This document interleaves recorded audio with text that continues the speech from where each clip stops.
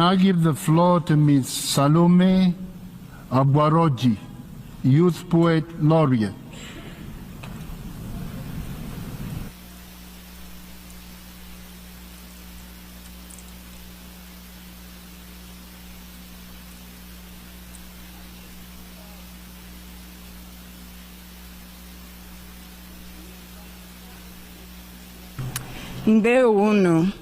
Good morning, distinguished members of the General Assembly and guests. Thank you to the President of the General Assembly, His Excellency Mr. Philemon Yang, for the invitation to speak today, and to all else who helped make this possible. I am honored to join you all for the commemoration of the International Day of Remembrance of the victims of slavery and the transatlantic slave trade.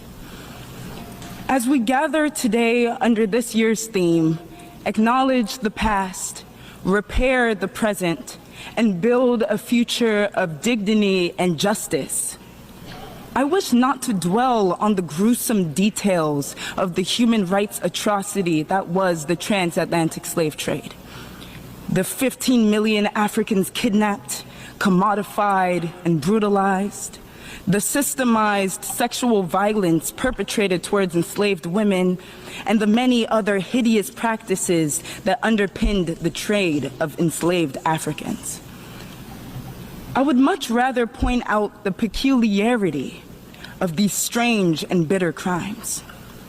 Europeans approached a foreign people and declared, "You're mine." To assume ownership of another human being and trade their life on coasts like measly seashells is morally detestable, sinister, but also exceptionally odd. To meet difference with disdain, then militarize it, write it into law, organizing all social forces towards upholding this artificial hierarchy of human life is strange and deplorable.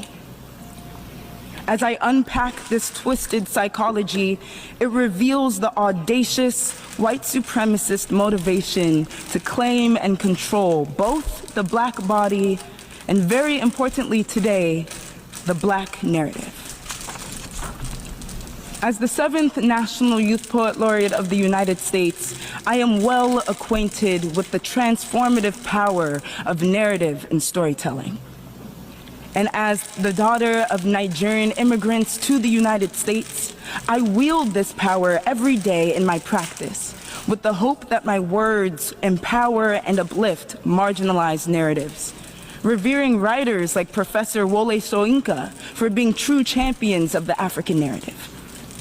But what does weaving a true Black narrative look like for me? It is viewing African art in European museums.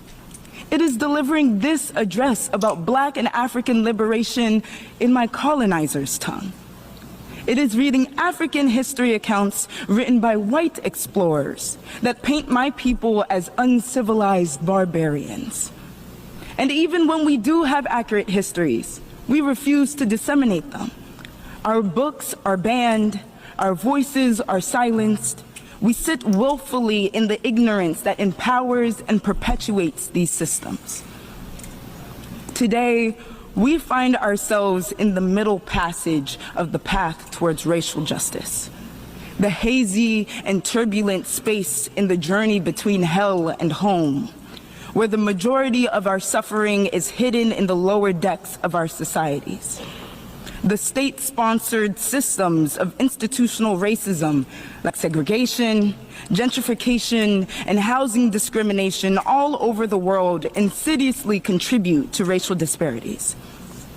Even discrimination in the labor force thwarts Black progress, deeming us unqualified by the color of our skin before we even step through the door. So much so that assuming the incompetence of Black workers is called common sense.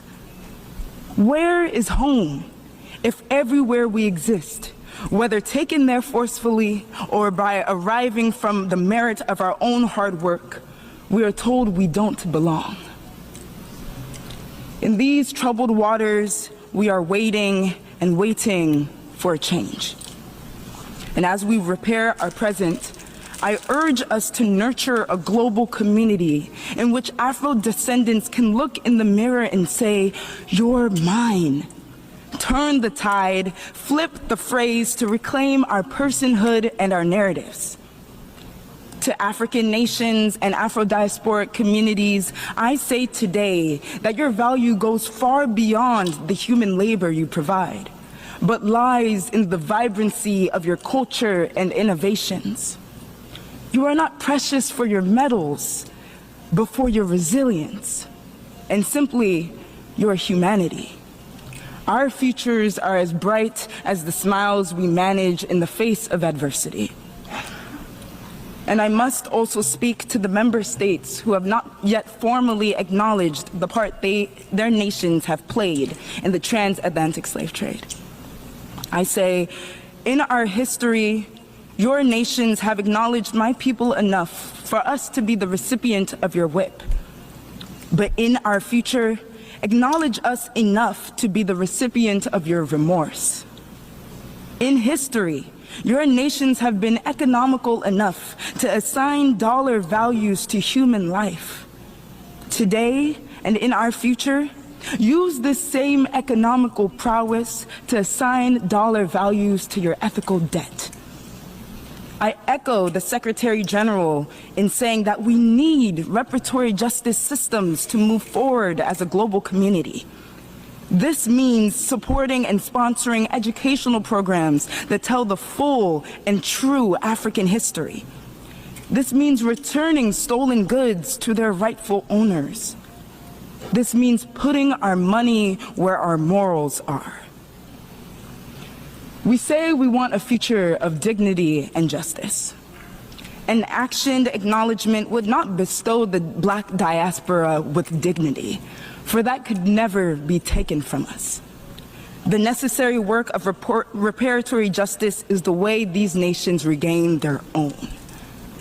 I appreciate the few nations who have begun this work, but know that this is only just the beginning.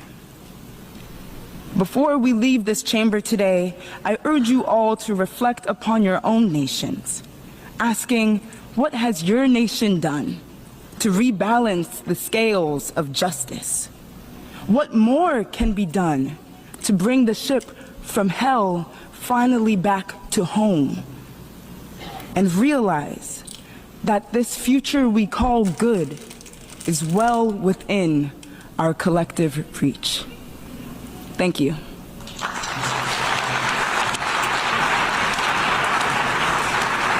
I thank Ms. Agbaroji